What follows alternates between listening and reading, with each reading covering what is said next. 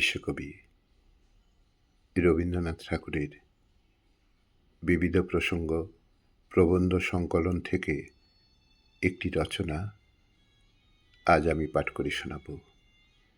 এই রচনায় কবি মানুষের গৃহজীবন এবং অন্তরের আশ্রয় বা মনস্তত্ত্বের মধ্যে এক গভীর দার্শনিক সম্পর্ক তুলে ধরেছেন।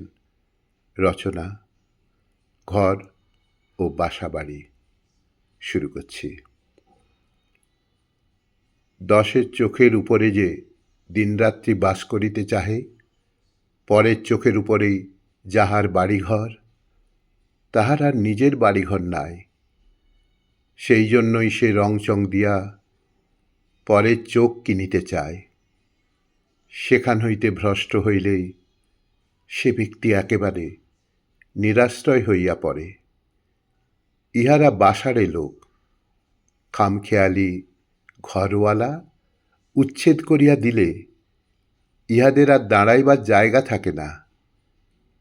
কিন্তু ভাবুক লোকদিগের নিজের একটা ঘরবাড়ি আছে। পরের চোখ হইতে বিদায় হইয়া তাহারা সেই নিজের ঘরের মধ্যে আসিলেই সে যেন বাঁচে। ভাবুক লোকেরা যথার্থ গৃহস্থ লোক, আর যাহারা নিজের মনের মধ্যে আশ্রয় পায় না, তাহারা কাজেই পরের চক্ষু অবলম্বন করিয়া থাকে ও রংচং মাখিয়া পরের চক্ষুর খোসামোদ করিতে থাকে। ভাবুকদিগের নিজের মনের মধ্যে কি অটল আশ্রয় আছে। এই জন্যই দেখা যায় ভাবুক লোকেরা বাহিরের লোকজনের সহিত বড় একটা মিশতে পারে না। কণ্ঠাগ্র ভদ্রতার আইন কানুনের সহিত কোনো সম্পর্ক রাখেন না। যেখানে 40 জন অলসভাবে হাসিতেছে, সেখানে তিনি 41 হইয়া তাহাদের সহিত একত্রে দন্ত বিকশিত করিতে পারেন না। 10 ব্যক্তির মধ্যে একাদশ হইবার ঐকান্তিক বাসনা তাহার নাই।